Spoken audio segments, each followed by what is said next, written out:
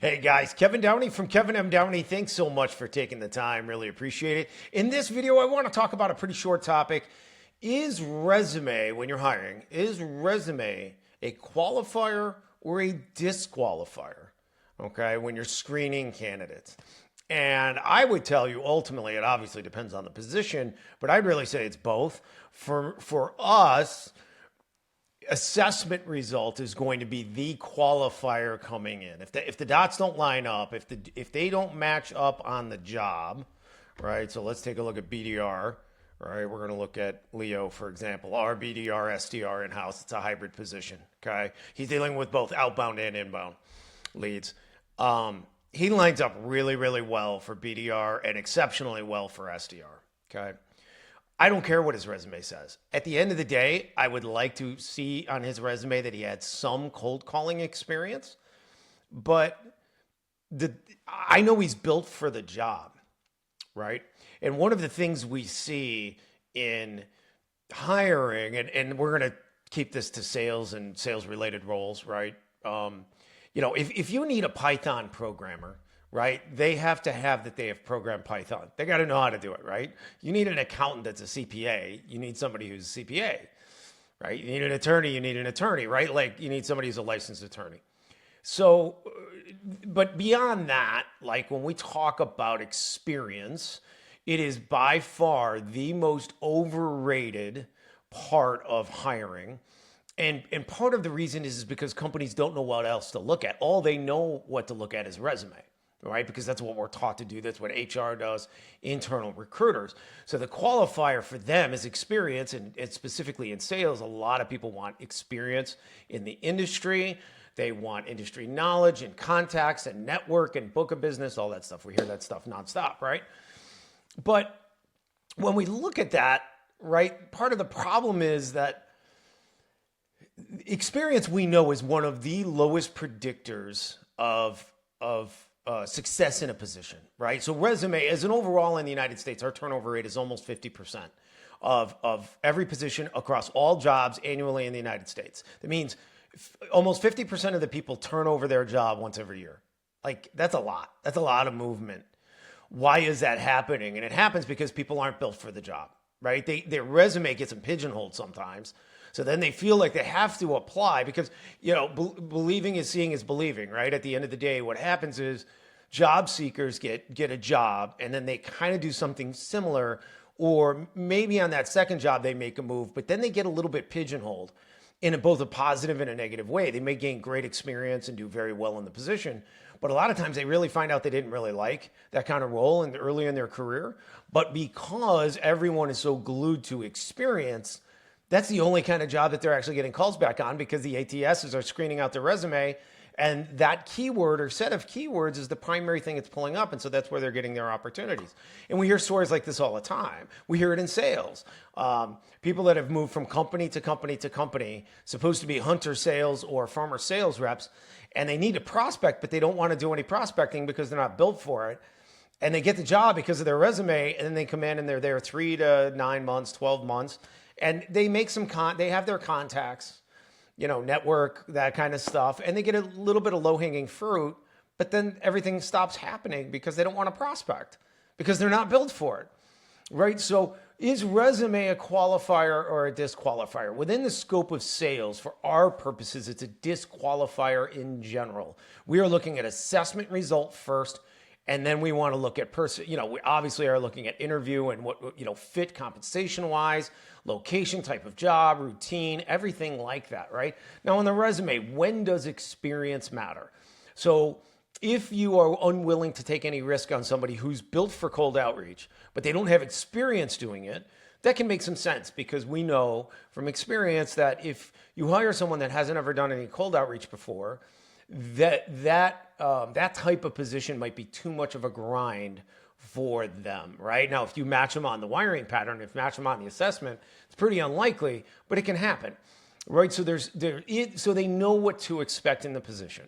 That's kind of a safeguarding way. Doesn't matter who they did it for, what type of company, because business development, and any B2B company, it doesn't matter, okay? Sales, a little bit different sometimes, because there are certain sales roles where industry, I wouldn't say industry experience is necessary because I never fall for that stuff. I've been around 10 years and I've seen people come and go, and industry experience is to me meaningless. That said, the ability to learn the products and services, if they're really technical, some background experience or education can matter. So in other words, when we're dealing with certain kinds of chemical things, right, the ability to, and they really are selling it in a farmer consultative sales kind of thing, like they got to have the background in chemistry or whatever they need to be able to understand the products and services. Same thing applies to certain industrial things. Same thing applies to certain medical things. But at the end of the day, the concept of industry experience in sales hiring is the most overrated thing there is by hiring managers. And it's just because they're afraid to make a mistake. So they go off of experience because it's the only thing they know. They think experience predicts performance, and it doesn't. We know it doesn't. It's one of the lowest predictors of outcome of performance, and in sales more than other jobs, right? So what do we want to do? We want to look at resume and use it as a disqualifier more often than a qualifier, right? You could teach people to sell almost anything. The thing is, are they built for sales? Are they built for business development? Are they wired for it? And that's what we use Aptive Index for. So that's our qualifier. Our disqualifier is, have they had 7 jobs in 2 years? That means they got a problem with everybody, right? We don't want to go down that path. Right, what we're looking for is success in a position or positions in a career, and that they fit the wiring or the attributes we need for the position. For example, when we look at business development representative, right, we're looking at high consistency. That's the primary drive we're looking for. Influence really doesn't matter all that much. A little lower is great. So a little better than middle sociability. Precision, just as long as it's not really low. Relatively low medium ER and low mid intensity. And the reason why is because at the repetition they're going to be working at 50 to 100 plus calls a day, right? We want, first of all, they're going to be dealing with a lot of negatives, so they got to be able to brush it off. If they have high ER, it's going to stick to them, and they don't they're going to get a lot of bad taste in their mouth from getting hung up on, told to go away, sworn at, whatever, right?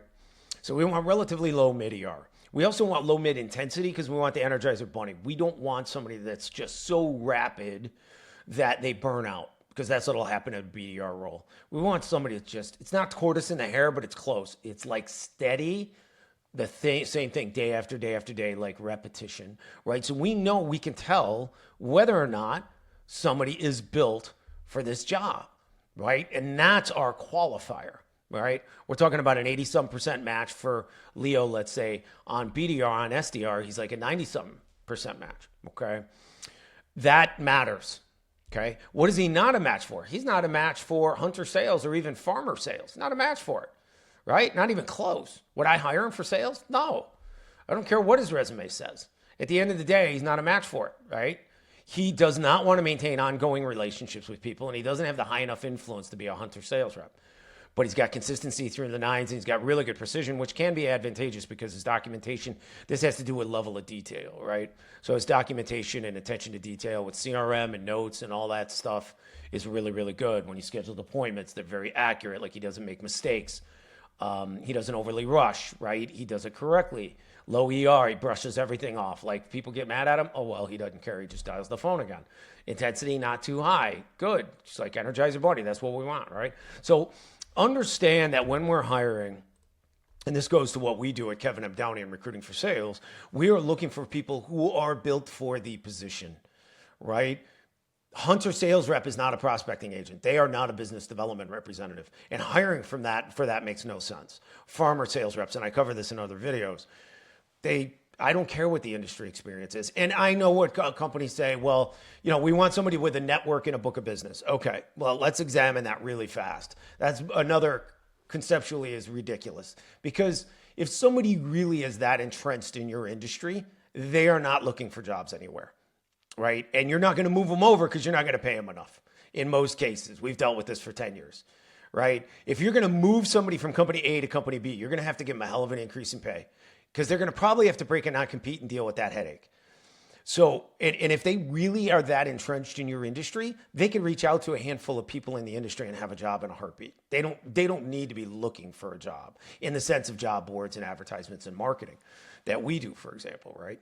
So If you do bring somebody in that's got experience, they can't be that entrenched in the industry, number one, because they wouldn't need to be looking at your job in all likelihood, right? That would be number one. And number two, if they were, they could go, again, they could just go contact a handful of people and they could find a job.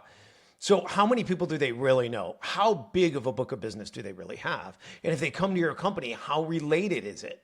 Is it a replacement for where they're coming from? Like if they have experience in the exact same thing? So they got a book of business. How many can they turn over into your company? 2, 3, 5, maybe? Is that a book of business? No, it's not a book of business. That makes no sense, right? They got to be able to do business development. They got to be able and willing to do business development. So you got to find people who are built for it. And that's what BDR is all about and how we're restructuring sales teams and all that stuff. So anyway, to answer the question of the original question, at least within the scope of sales, is resume a qualifier or a disqualifier? It's both, but assessment is way more a qualifier than resume is. Resume is more a disqualifier than a qualifier. We're going to take assessment and interview way over resume as far as the importance and what we're looking at.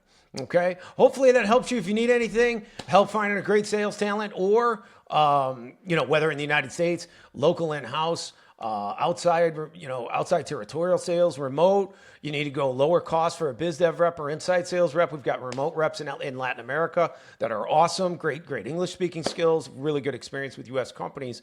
We can help you find the talent you're looking for. Okay. Appreciate you being here. Best of luck in business and we'll talk to you soon. Thanks.